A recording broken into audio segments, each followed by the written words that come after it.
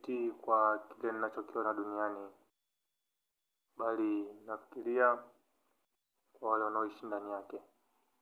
Sasa sijajua wewe unafikiria nini, na ndio maana mpaka saizi upo. Kwa sababu wewe kama neema tu umeipata, unashindwa kuitumia. Sasa wewe unataka Mungu akusaidiaje? So sure.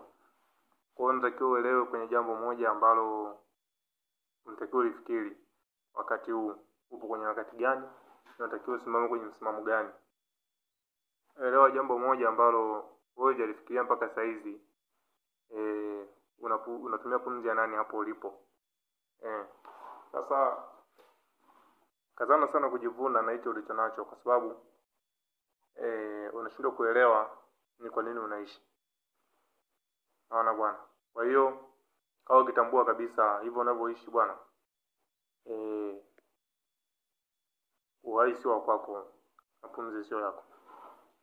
Pumzi ninayovuta mimi na wewe ni lakini aliyeshikilia ni mmoja tu, Mungu.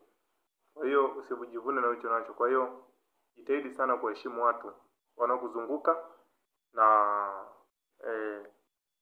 mpende kila mmoja. So